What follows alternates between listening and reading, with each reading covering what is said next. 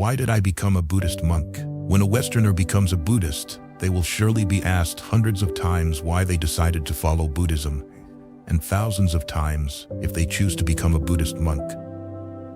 So this is a fascinating topic for today's lecture, and I will try to briefly outline the reasons why I took refuge in the Buddha and then became a Bhikkhu. Most people outside the Western world think that Asia and America are lands of Christianity. Perhaps that was true in the past, but the situation has changed now. Currently in the United States, up to 40% of the total population does not follow any religion. In many European countries, the percentage of people without religious affiliation might be even higher. In the United Kingdom, only about 3% of the population regularly attend church. In Norway, Sweden, and Denmark, that percentage is even lower. And wherever people have a high level of education, the belief in Christianity seems to lose its effectiveness. About a century ago in Western countries, public education was not widespread among the masses. Only those from upper-class backgrounds had the means to attain even a primary education, while the majority of the population was illiterate. It was during that time that religion flourished in Europe and America. Now public and free education for everyone has expanded everywhere, and as the number of literate and reasoning people increases, the number of Christians decreases. At universities, it is very rare to find students or professors who are practicing Christians. Why do the intellectuals of Western countries reject Christianity? The reason is easy to find. Christianity is built on unquestioning faith and teaches people to accept its doctrines unconditionally. People are compelled to believe in God, who created the world in 6 days and made humans, only to later destroy them in a flood. These teachings become too unreasonable for knowledgeable people, which is why most intellectuals do not want to attend church. They not only avoid the church, but also have no interest in exploring Christian doctrines, because those doctrines deny the clear reasoning of humans. I am the only child of a Christian family. I often attended church and helped with services on Sundays. My parents were very devout and actively participated in church activities. But as they grew older, they began to reflect more and realized they had wasted much of their lives on church activities. Since then, my parents became less or not at all interested in Christianity. Both my parents clearly saw that Christianity did not address the profound issues of life. Therefore, when I reached my early 20s, I felt that Christianity no longer played a part in my family life. Most people naturally have a religious belief. They believe in an afterlife where good deeds are rewarded and bad deeds are punished.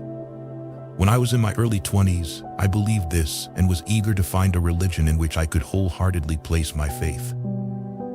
I met many kind and sincere people within the Christian church, but the theory of eternal hell and the cruelty of God could not convert me. I often paid attention to some religions that taught people to use their reasoning abilities or not to believe anything that contradicted the truth. Fortunately, I did not find such a denial of reason in Buddhism. Indeed, it was not just 3 years ago that I began studying Buddhism, but from the very beginning of exploring the Buddha's teachings, I encountered what I had always been looking for. The teaching that most attracted me and led me to become a Buddhist monk was the Kalama Sutta, where the Buddha advised people not to believe blindly. Most of you probably remember this meaningful passage. Do not believe anything simply because it is said by others, or because it is written in scriptures, or because it is spoken by a revered teacher. But when, after careful observation and analysis, you find that it agrees with reason and is conducive to the good and benefit of one and all, then accept it and live up to it. These words of the Buddha profoundly resonated with me. So about 3 years ago, I decided to become a lay Buddhist. After taking refuge in the Buddha, I connected with many Japanese Buddhist temples in Los Angeles, USA, and some Chinese Buddhists.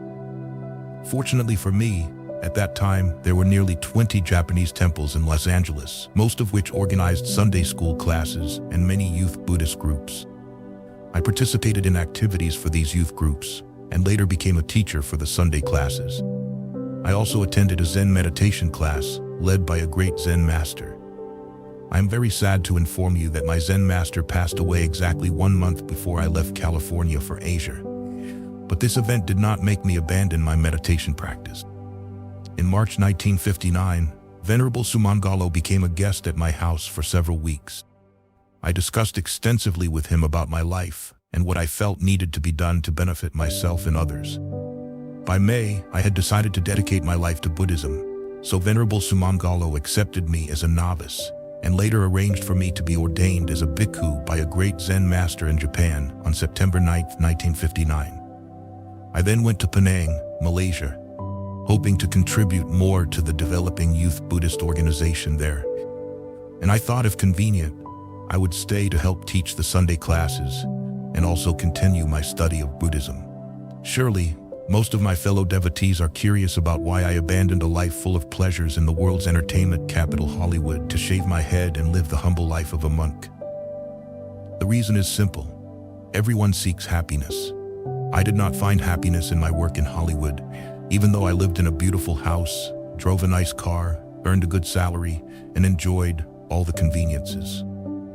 But I realized that the temporary pleasures in Hollywood did not bring me true happiness. I was not fond of those fleeting pleasures. I thought I had higher aspirations than the ordinary life I had been living. I felt I needed to do something meaningful and beneficial, something that could bring happiness to others. Thus, I decided to become a monk, paying particular attention to youth activities and teaching Sunday school classes. As I mentioned earlier, I had been actively involved with Japanese and American Buddhist youth in the United States. Now, I am happy to serve the Chinese Buddhist community. 70 years ago, Japan recognized that Buddhism would perish if Sunday school classes and youth Buddhist groups were not established. So they made significant efforts to organize these, and the results have been very encouraging. Currently, Christianity struggles to attract young Japanese Buddhists in the United States. In San Francisco, where Chinese Buddhist temples have organized youth Buddhist groups and Sunday school classes, the majority of young people are drawn to Buddhism. Around the world, we hear believers complaining that people today are not very interested in religion. This observation is only partially true. In reality, people always think about religion, but they are often dissatisfied with religious teachings. Most intellectuals do not accept any religion that contains doctrines contrary to science. This anti-scientific nature is a characteristic of Christian doctrine. The stories about the creation of the world and humanity in Christianity have become mythological and hard to believe for knowledgeable people. Anyone who reads the Bible and believes its teachings must lack reason. The book titled The Word of God is full of contradictory and mythological ideas, many of which we know to be false and against scientific theories, making it difficult for people today to have faith. In most Western universities, Christian counselors work to keep students loyal to Christianity. This work is challenging because very few students are interested in a religion built entirely on blind faith. They prefer teachings that genuinely respect human reason and do not instill mythological and superstitious beliefs in people. The main reason Christianity has failed in the Western world is that it offers nothing to intellectuals there. We see many Christian missionary groups operating vigorously in Asia and Africa because in Europe, America, and Australia, people are beginning to abandon Christianity. The Christian church is trying to expand its influence in Asia and elsewhere. Those who believe in their own reasoning capabilities can never blindly follow Christianity. Only those who want others to think for them are often captivated by Christian doctrines. Many young people in Asia and other non-European countries mistakenly think that following Christianity is a progressive act suitable for the modern era. A few days ago, I received a letter from a male Buddhist in Penang, currently studying in Australia. This Buddhist stated that most university students, where he is studying, never go to church and do not like Christianity. They consider Christianity an outdated religion, no longer suitable for the modern world. Many Asian Christians studying in Europe and America are surprised to see that these countries are not entirely Christian and that the number of Christians there is decreasing. It is time for humanity to reject a religion built entirely on blind faith. Now, I would like to address some shortcomings within the Buddhist community. It is a grave mistake for any Buddhist speaker to claim that everything is perfect in our Buddhist organization. Unfortunately, many Taoist superstitions have mixed into Buddhism, and certain rituals and customs are maintained primarily for financial gain by some Buddhist entrepreneurs. These actions do not reflect the true teachings of the Buddha. We need more monks who can and will teach the true doctrines to the majority of Buddhist lay people, regardless of age, wealth, or intelligence. It is sad to see that most Asian Buddhists do not understand the correct teachings of the Buddha. If Buddhism does not address this situation, it will suffer the same fate as other religions, gradually declining. We must actively work towards improvement because we do not have much time to wait. If we ignore the current generation of Buddhist youth, the future of Buddhism will be bleak. Most of you are enthusiastic Buddhists who cherish Buddhism and want to see it flourish, so your children can benefit from the Buddha's teachings. The most reliable and effective way to preserve the Dharma is to establish Buddhist associations in every locality. Without organization, Buddhism will weaken. When strong Buddhist groups are established in cities, Buddhism will certainly grow rapidly and be eternally maintained. Even where many temples already exist, it is better to have numerous Buddhist groups to jointly manage Buddhist activities and major celebrations of the Buddha, such as his birth and enlightenment.